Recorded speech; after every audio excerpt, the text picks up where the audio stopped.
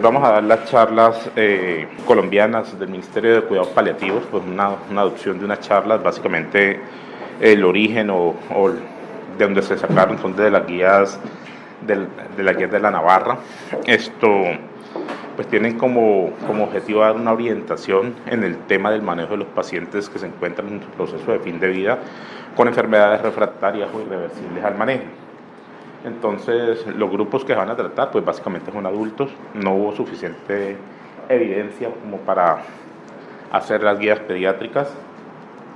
Los aspectos clínicos centrales, pues básicamente aspectos generales del cuidado paliativo, comunicación con el paciente y su familia, control de síntomas, sedación y duelo. Aquí es donde vamos a hacer el mayor énfasis, apoyo psicosocial y espiritual, atención a la familia y tratamiento con opioides fuertes, que me interesa que quede ese tema claro, especialmente para los colegas médicos generales. Esto, pues, son las fuerzas de las recomendaciones y los niveles de evidencia. Las recomendaciones marcadas con una llave son las recomendaciones consideradas para el proceso de implementación, indispensables. Bueno, básicamente empecemos por el objetivo de la guía. El objetivo de la guía, pues, básicamente es servir como un instrumento para mejorar la atención en salud de las personas que se encuentran en la fase final y sus familias en distintos ámbitos en los que reciban la atención. Llámese esto hospitalarios, ambulatorios o domiciliarios.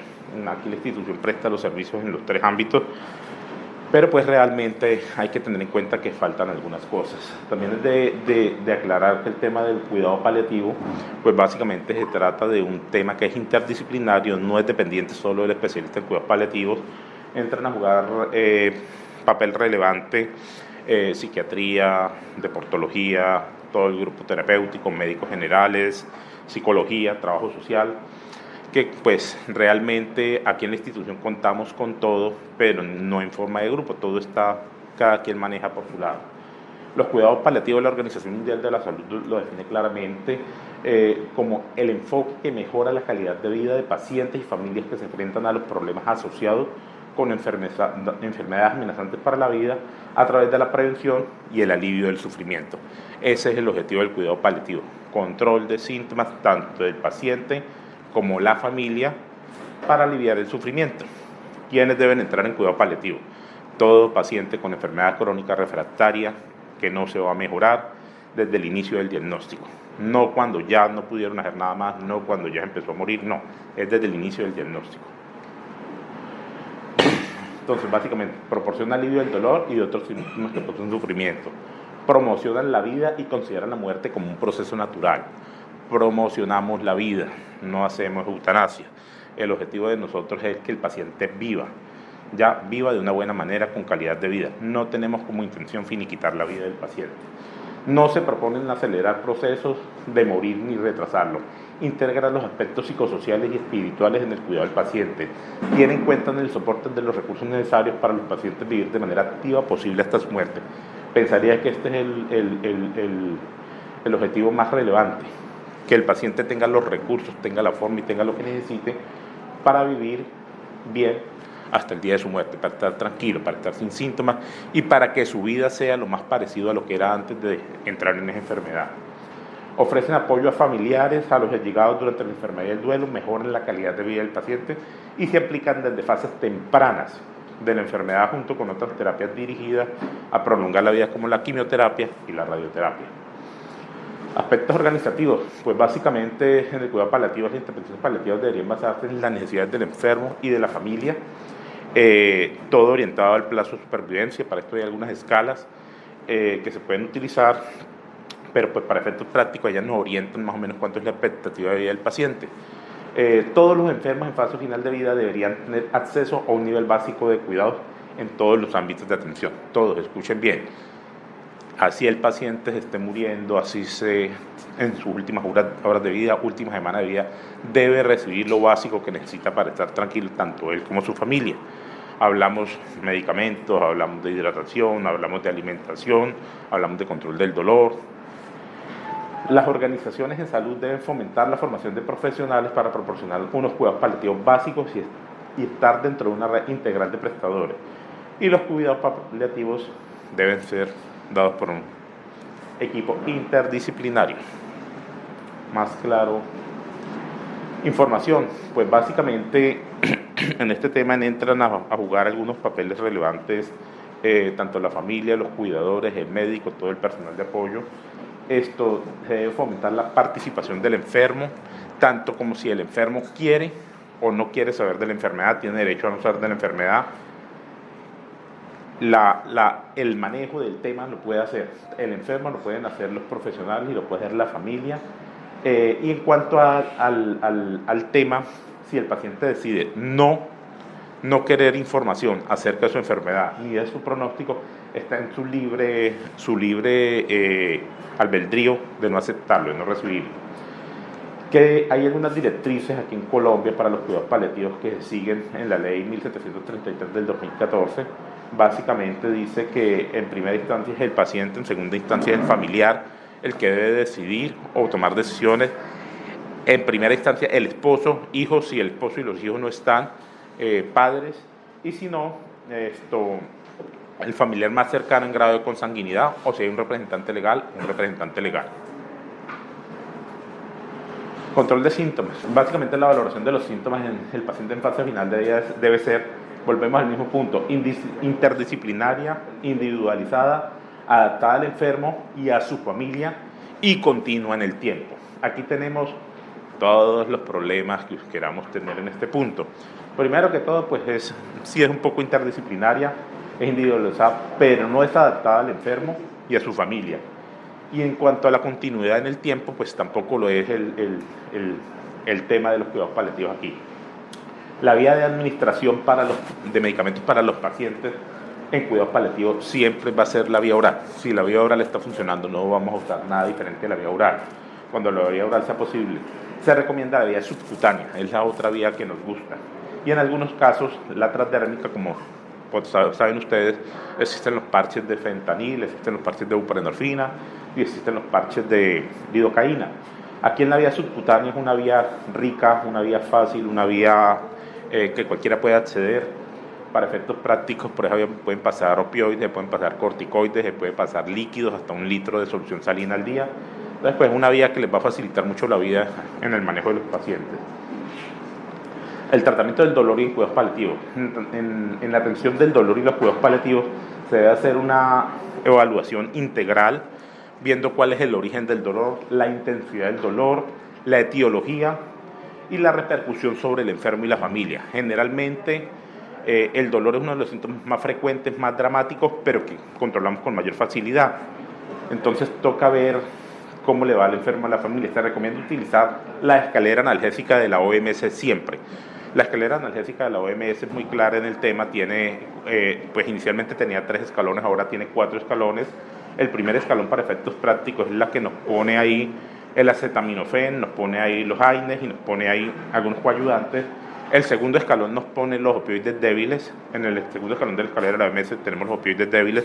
Hay que tener en cuenta que lo puntual o lo especial que tienen los opioides débiles es que tienen techo, es decir, tienen una dosis techo, dentro de los cuales pues tenemos el tramadol, la codeína y la hidrocodona, para efectos prácticos. La administración de analgésicos debe ser titulada, debe ser monitorizada, respuesta al tratamiento y adecuar la dosis de forma individualizada. Y la morfina oral es el tratamiento de elección en el paciente que se encuentra en cuidados paliativos con patología oncológica. Siempre será el medicamento de elección, la morfina oral. Es de tener en cuenta, para este punto siempre me gusta contarles que cada gotica de morfina oral tiene 1.25 miligramos de morfina, por si hay alguna duda sobre el tema. No tiene ni más ni menos. Entonces, cada vez que ustedes le están echando una gotica, vamos en 1.25 miligramos. Bueno, y la morfina es el fármaco de elección en el dolor irruptivo. ¿Qué es el dolor irruptivo? El dolor irruptivo, para efectos prácticos, el paciente está en su estado basal, su estado normal, quieto, sin dolor o con un dolor controlado, y de un momento a otro realiza un movimiento. Es el dolor de movimiento, es el dolor de aparición espontánea. A eso nos referimos con dolor irruptivo. Y el medicamento de elección para eso pues es la morfina, idealmente si encuentra el paciente en la casa, 1/6 de la dosis, o lo que llamamos dosis de rescate, que ustedes pueden ver que aquí institucionalmente manejamos la mitad de la dosis que vamos llevando. ¿Listo? En todos los pacientes con insuficiencia renal se debe ajustar al 10% de la dosis diaria definida. En cuanto a la titulación y la rotación, pues bueno, la titulación y la rotación, la titulación es un proceso que se hace con el objetivo de alcanzar un buen control de los síntomas, minimizando los efectos adversos, ¿ya? No tiene ninguna otra razón de ser. ¿Cómo arranca uno la titulación? Pues la titulación generalmente se arranca con morfina, se arranca con dosis de 2 a 3 miligramos de morfina. Usted las pone en una jeringa, se hace endovenoso, pregunta al paciente qué nivel de dolor tiene. Con la escala visual análoga. El paciente generalmente le puede hablar del dolor que considere 6, 7, 8. Básicamente usted procede a poner los 2 o los 3 miligramos de morfina y 10 a 15 minutos después evalúa cómo está el dolor. Se considera que hubo un buen control del dolor cuando el dolor disminuyó más de un 50% o cuando se encuentra por debajo de 3. De resto no hay un buen control del dolor. La titulación debe continuar hasta alcanzar este objetivo. Entonces usted coloca 3 miligramos de morfina, primero pregunta el dolor, 3 miligramos de morfina, 10 minutos después pregunta cómo está el dolor, 3 miligramos de morfina, si sigue por encima de 5, si sigue sin control, otros 3 miligramos de morfina a los 10 minutos, luego suma, divide y esa es la dosis que va a quedar cada 4 a 6 horas para el paciente. ¿Listo? Es decir, si le colocamos 3 dosis de 3 miligramos, dividimos y la dosis final va a ser 4.5 miligramos. En este punto es relevante tener en cuenta las comorbilidades del paciente, tener en cuenta la falla hepática, tener en cuenta la falla renal, tener en cuenta la falla cardíaca, dado que la morfina tiene su metabolismo hepático, se elimina por vía renal, produce neurotoxicidad en pacientes con falla renal y además de eso es el medicamento que más histamina libera y puede conllevar a que el paciente haga hipotensiones marcadas. En cuanto a la rotación, pues la rotación es una herramienta que tenemos para defendernos cuando no nos está funcionando un opioide. Tiene como objetivo básicamente rotar de un opioide a otro, es un ejercicio meramente matemático, no es un ejercicio a la brava, tiene unas cuentas claras y hay unas tablas de analgesia que son las que debemos utilizar para hacer este tema.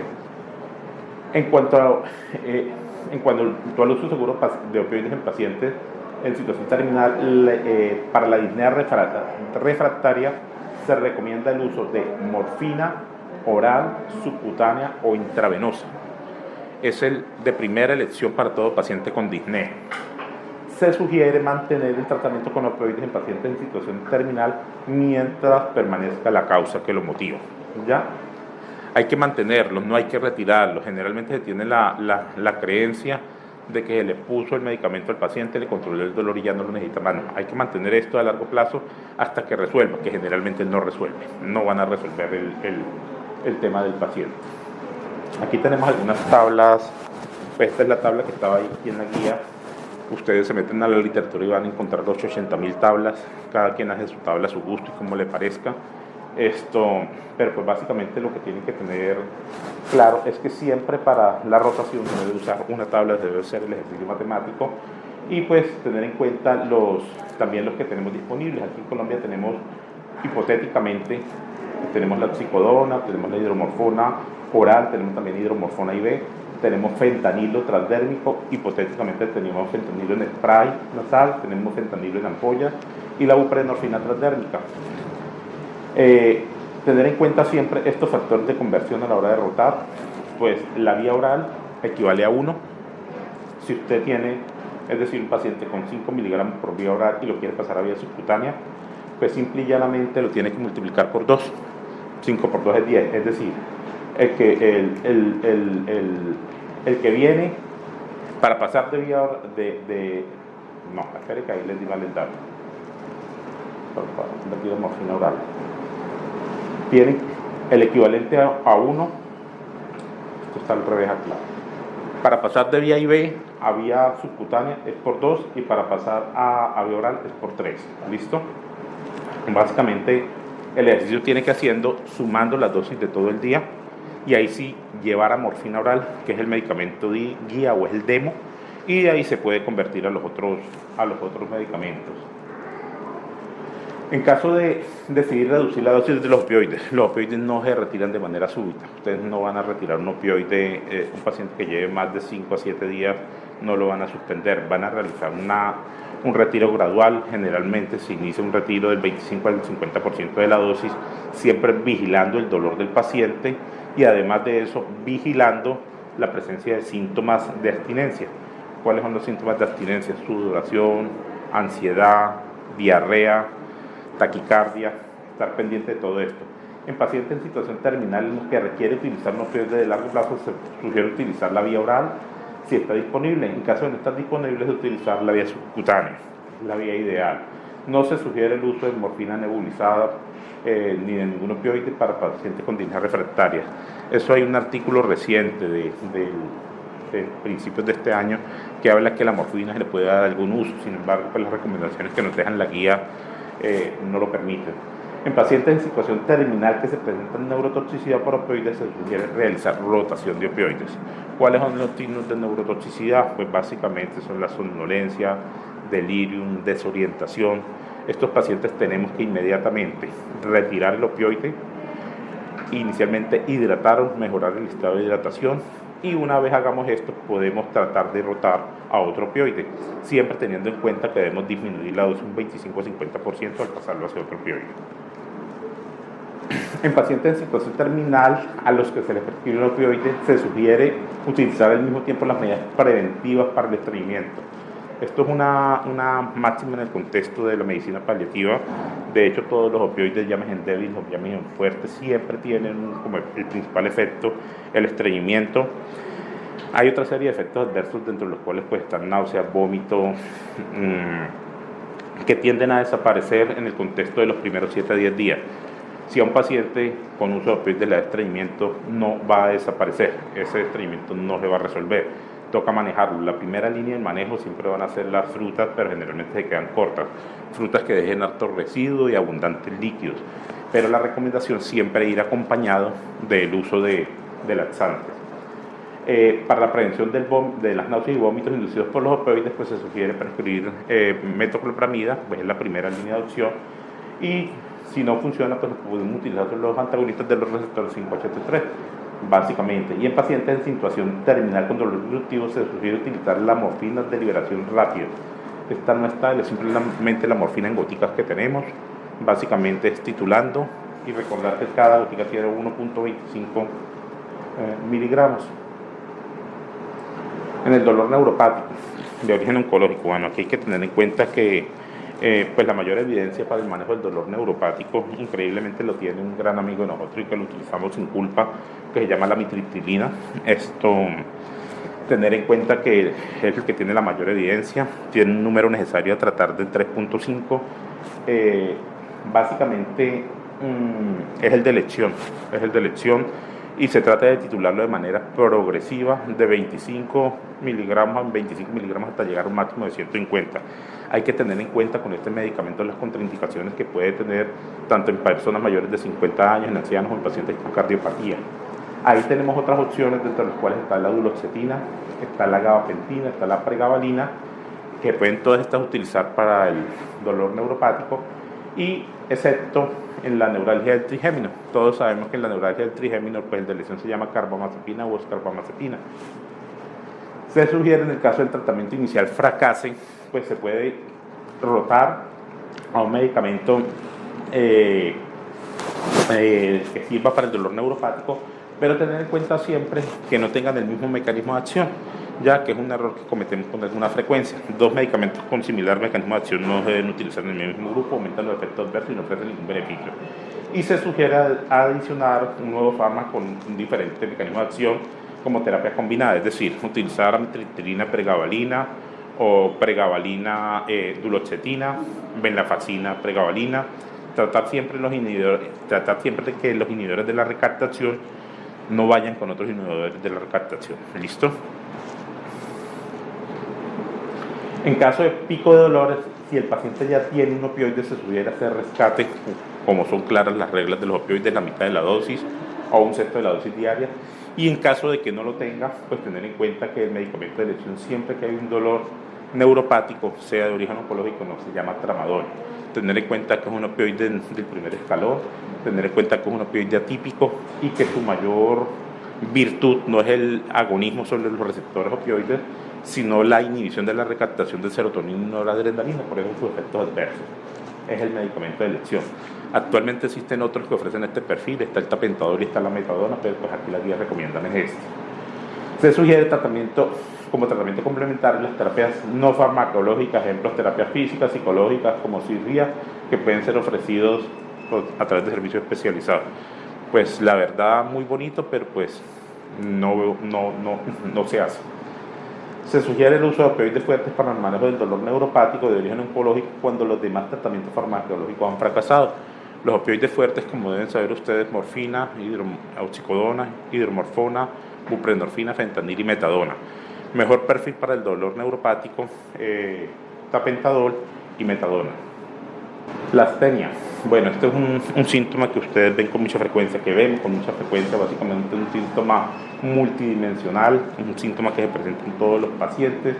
Se define como la disminución de energía o aumento de la necesidad de descansar desproporcionada con la actividad física habitual. Esta definición tiene que estar presente por 2 semanas, más alguno de estos síntomas agregados: debilidad generalizada, pesadez extraordinaria, disminución de la concentración de atención, disminución de la motivación, sueño no reparador, necesidad de capacidad de recuperar la actividad física, reactividad emocional al sentir astenia, dificultad para completar las tareas diarias, dificultades en la memoria a corto plazo y malestar general tras el ejercicio. 5 de estos puntos, más la definición anterior, hacen igual al síndrome de astenia.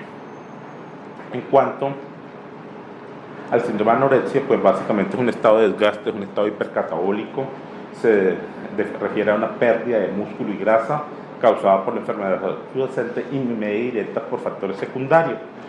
Factores secundarios, factor de necrosis tumoral que disminuye la producción, que disminuye el apetito, cierra el apetito, disminuye la producción de proteínas, y básicamente son unos pacientes que tienen una deuda energética, están en un estado hipercatabólico y su consumo es menor a sus requerimientos. Esto, pues para la valoración inicial, dice que lo definen claramente como pérdida del 2% en 2 meses, 5% en 6 meses, o la percepción de que el paciente ha disminuido su ingesta un 25%. Esa es la definición de la caquexia anorexia.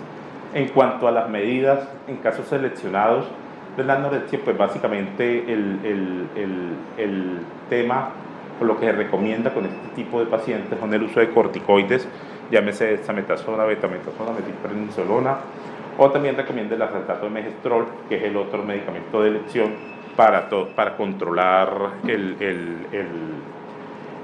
estado de anorexia que tienen estos pacientes.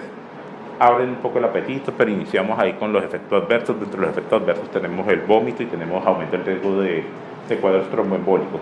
Y aquí tenemos este pedacito, este regloncito que tiene un nivel de recomendación A, pero pues realmente falta mucho en la literatura, y es de que se utiliza para todos los pacientes con astenia, ofrece una mejoría relevante del cuadro de su astenia. Problemas, pues se asocia con arritmias cardíacas, y pues el problema es ahorita que se volvió una droga de abuso. En cuanto a la deshidratación, como en todos los cuidados paliativos, la primera opción siempre va a ser la vía oral, tratar de responder por la vía oral, siempre y cuando sea segura. La administración de líquidos por vía parenteral requiere la valoración individualizada, sopesando riesgos, beneficios y pronóstico del paciente a largo plazo, a corto plazo. Y si requerimos una vía parenteral, la vía parenteral de elección es la vía subcutánea. Ya hasta 1 litro de solución salina se puede responder por esta vía y es de fácil manejo en intrahospitalario como domiciliario. Síntomas respiratorios. En los síntomas respiratorios pues tenemos, por el que nos llegan casi siempre, la disnea. El manejo de elección hay que recordar que es la morfina, es el fármaco de elección, pero luego de haber hecho todo este ejercicio deben descartarse todas las causas reversibles de que el paciente esté cursando con esta disnea. No es que porque es un paciente oncológico ya lo dejamos, no, mire, tenemos que buscar insuficiencia cardíaca, EPOC, arritmia cardíaca, anemia, derrame pleural o pericárdico, infección bronquial, embolismo pulmonar, síndrome de vena cava superior, asma, linfanítica cinematosa y obstrucción de la vía aérea. Todas estas posibilidades tienen. No hay que entre el paciente de una vez aparece limitación del esfuerzo terapéutico. Punto. Y se coloca en un rincón y se espera que le van activando código lila. No, hay un trabajo por hacer, descartar todas estas posibilidades y mirar a ver cómo evoluciona. En ausencia de evidencia adecuada, pues en cuanto al oxigenito no hay una evidencia que lo favorezca, se recomienda dar un manejo individualizado de acuerdo a lo que usted vea de la respuesta que tenga el paciente. Y la morfina oral es el fármaco de primera elección siempre para el manejo de la síntomas respiratorios. La tos, pues la tos realmente se vuelve un problema serio en los pacientes con patologías neoplásicas pulmonares o bronquiales. Se hace muy frecuente, toca descartar otras posibilidades, el derrame pleural. Sin embargo, los medicamentos de elección son la dihidrocodeína y la codeína. Y este es un síntoma que no con tanta frecuencia, gracias a Dios, es de los síntomas que se tornan más refractarios y toca recurrir al uso de opioides fuertes. Hablamos de morfina, hidromorfona, fentanil para disminuir la tos, ¿ya? Y en algunos pacientes puede ser el síntoma que lleve inclusive a pensar en la posibilidad de algo de sedación. En cuanto a los síntomas psiquiátricos, pues realmente para el fármaco de elección para el tratamiento del delirium es el haloperidol, bueno, bonito y barato. Esto realmente se sugiere agregar lorazepam haloperidol solo cuando hay una ansiedad de agitación. Si está muy ansioso, muy extremo, se debe usar midazolam. Y aquí está claro que los antipsicóticos atípicos como olanzapina, clozapina, quetiapina se deben usar solo cuando el haloperidol está contraindicado, no se tolera, como en pacientes con demencias de cuerpos de Lewis o enfermedad de Parkinson. Es decir, todos los otros con haloperidol. A menos que haya una contraindicación, vamos a llegar a este nivel. En cuanto al insomnio, el insomnio pues realmente se presenta con gran frecuencia. Hay que buscar los desencadenantes. En los casos de depresión se pueden utilizar antidepresivos de acción sedante para el tratamiento del insomnio, pero pues realmente la mayor recomendación es revisar el tema de la higiene del sueño. Hay una serie de recomendaciones en cuanto a la higiene del sueño, pues básicamente es que el paciente no se acueste en la cama si aún no tiene sueño, se levante todos los días a la misma hora, sea sábado, domingo o festivo, que después de que esté despierto, básicamente se levante inmediatamente de la cama, no utilice la cama para reposar, no hacer siesta, realmente contraindican el uso de la siesta en el contexto de las personas con insomnio. No tener comidas copiosas antes de acostarse a dormir, y recomiendan pues la temperatura, la aireación, la humedad, la luz, el sonido del lugar donde está descansando la persona. Una vez se corrijan todos estos factores, sí se puede pensar en la posibilidad de dar un manejo farmacológico al insomnio. De resto no se da manejo farmacológico. Ahí entran a jugar una serie de medicamentos relevantes. Está la mitriptilina, la trazodona, están las benzodiazepinas para el control del insomnio en este tipo de pacientes. En cuanto a la ansiedad, pues básicamente tenemos que pues es algo que se va a presentar en todo paciente, y no solo en el paciente, sino en el proceso de fin de vida. Básicamente toca dar un manejo individualizado, tanto a la persona como al grupo familiar, aclarar cuáles son las dudas del paciente, ser claro en el contexto que está viviendo. Se recomienda el uso de psicoterapia. Realmente ahí es donde nos van a presentar la mayor ayuda de la parte de los servicios de psicología. Y ojo a este pedacito, me gustaría que lo graben. Las mezclas de benzodiazepinas con opioides no deben realizar cuando las expectativas de vida son elevadas, pero sí pueden utilizarse en la fase terminal avanzada. Es decir, en pacientes que tenemos patologías refractarias, evolutivas, que no van a mejorar, podemos dar estas mezclas, no hay ningún inconveniente. ¿Listo? Los síntomas digestivos, ahí entramos con es un desfiladero, ahí tenemos cualquier cantidad de síntomas. Dentro de los más relevantes o que más le molestan al paciente tenemos la mucositis. Pues la mucositis se presenta generalmente asociada a la quimioterapia, asociada a la radioterapia. pero para efectos prácticos, pues tener en cuenta siempre que es una cuestión de higiene. Es una complicación que básicamente con una higiene adecuada y una hidratación resuelven casi que solos. En cuanto al manejo sintomático de la mucositis, pues básicamente pueden dar bebidas frías, hielo, nada ácido, son las recomendaciones para el paciente, y además de esto, una hidratación apropiada. En cuanto a la boca seca, pues se presenta con mucha frecuencia. También en los pacientes la recomendación es el uso de pilocarpina para este tipo de complicaciones. En cuanto a la candidiasis no relacionada directamente con radioterapia o quimioterapia puede ser tratada con antifúngicos tópicos, nistatina. En casos necesarios se pueden usar los antifúngicos orales, fluconazol y ketoconazol. En los pacientes oncológicos con candidiasis oral tras el tratamiento inmunosupresor se debe usar ketoconazol y fluconazol. Y en los pacientes oncológicos con neutropenia o alto riesgo de padecerla, que van a recibir tratamientos con quimioterapia y radioterapia, los antifúngicos que se absorben en el tracto gastrointestinal total o parcialmente son fluconazol y ketoconazol, y son los medicamentos de elección tanto en la prevención como en el tratamiento de los pacientes con este tipo de complicación.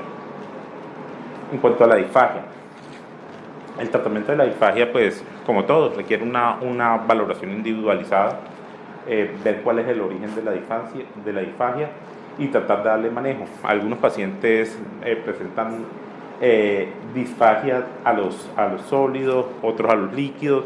Se pueden manejar algunos espesantes que tratan de ayudarle con el tema al paciente. Y en el caso de la disfagia obstructiva se puede ensayar un ciclo corto de corticoides. Cuando hablamos de ciclo corto de corticoides, estamos hablando de dosis generosas de corticoides. Estamos hablando de dosis de 24 miligramos cada 8 horas, que tienen como objetivo disminuir el edema a nivel de la lesión y permitir que circule un poquito el alimento. Y en disfagia grave que no responden al tratamiento, pues de alimentación oral, de acuerdo teniendo en cuenta el pronóstico del paciente. Si es un paciente que tiene un pronóstico superior a 2-3 meses, se puede pensar en la posibilidad de hacer una ostomía, una gastrostomía. Si tiene un pronóstico corto, no tiene indicación de hacer gastrostomía el paciente. Náuseas y vómitos, lo van a ver todos los días. Pues para efectos prácticos, el simple hecho de lo que nosotros ofertamos como tratamiento, pues el simple hecho, eso conlleva náuseas y conlleva vómito. Básicamente los pacientes que tienen un vómito y unas náuseas inducidas por las quimioterapias de bajo riesgo, de riesgo moderado, se indica el uso de los antagonistas 573 como el ondansetron y los corticoides. Los corticoides en este punto se pueden manejar a dosis de 8, 16 o 24 miligramos cada 8 horas. En los vómitos inducidos por quimioterapia de alto riesgo, pues además de lo que ya habíamos nombrado, se puede agregar el aprepitant, que es un antagonista de la neuroquinina. Y en pacientes en los cuales tienen náuseas y vómitos, pero no está asociado ni con quimio ni con radio, el de elección es la metoclopramida, pero se puede agregar luego los antagonistas de los receptores 583. Y en los anticipatorios, pues básicamente es el disco que se levanta y se va para la quimioterapia, y cuando va en el bus va vomitando como loco, se baja del bus y sigue vomitando, es porque sabe lo que viene. Pues básicamente se recomienda la quimioterapia, pero realmente ayudado con benzodiazepinas es la elección en estos pacientes.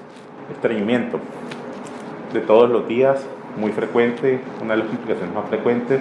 Se recomienda siempre dar uso de laxantes a todo paciente que tiene estreñimiento asociado al uso de opioides, lactulosa, polietilenglicol, sales de magnesio, glicerina, y fibra e hidratación suficiente, ejercicio adaptado. La prescripción de opioides debe acompañarse siempre de laxantes, y en caso de impactación fecal se pueden poner los supositorios por la vía rectal.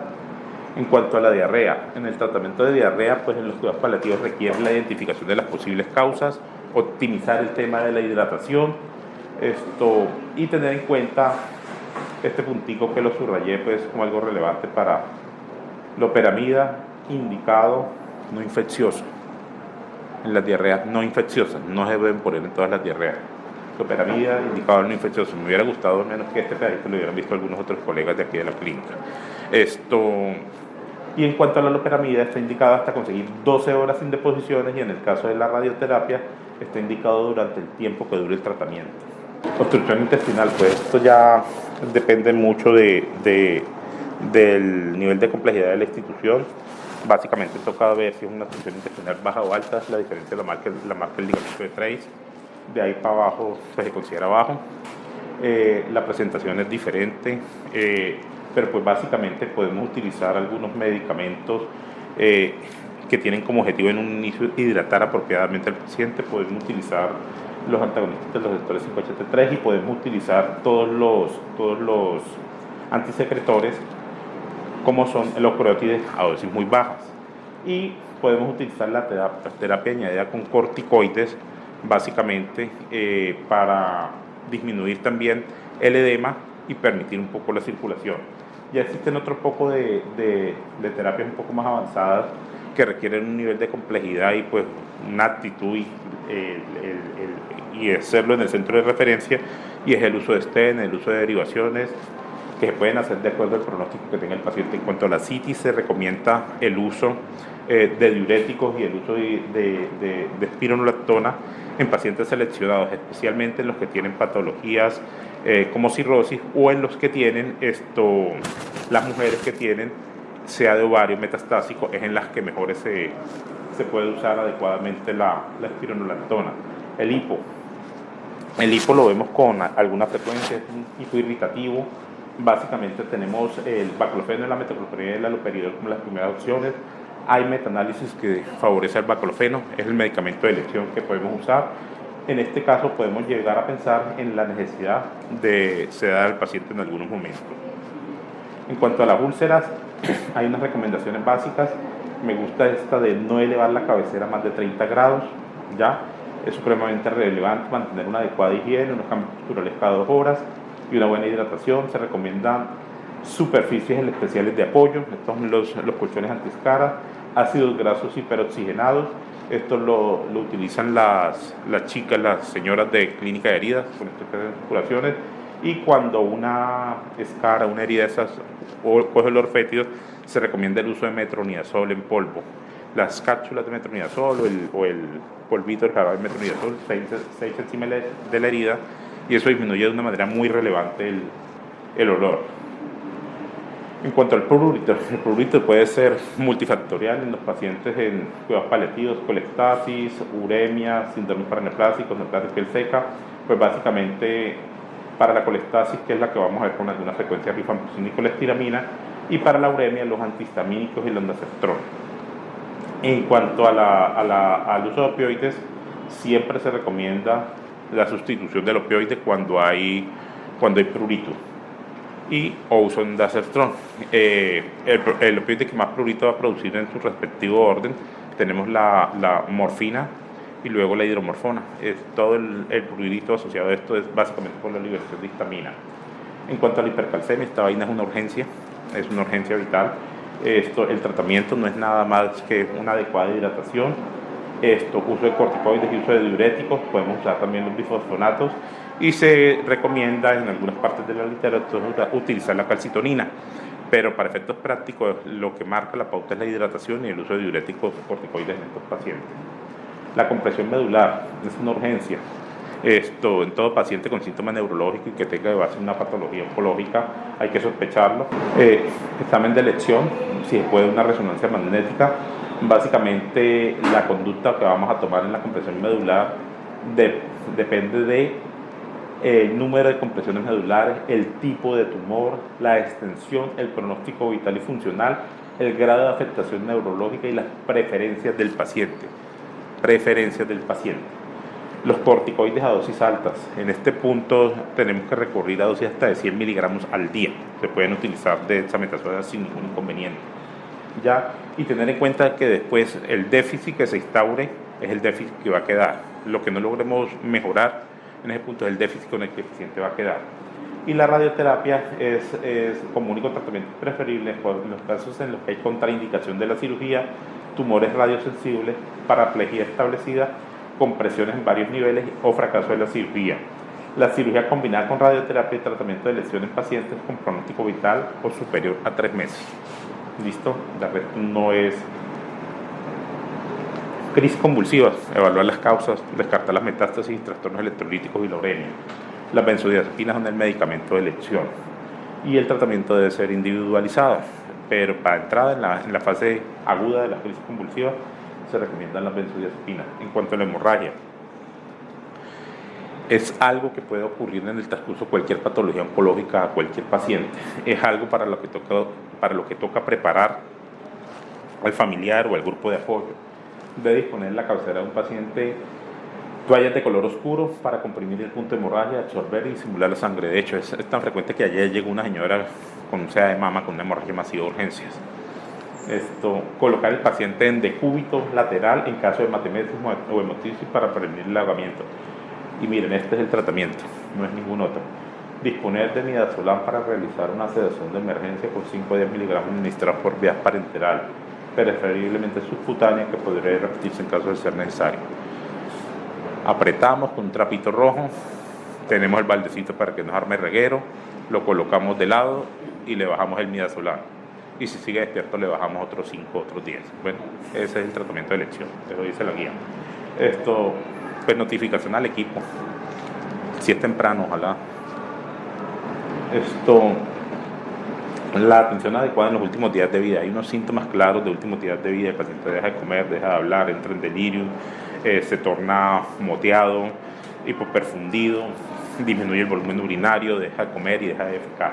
Se debe informar a la familia y a los cuidadores acerca de la situación de muerte cercana y en general proporcionar información necesaria y adecuada a sus necesidades.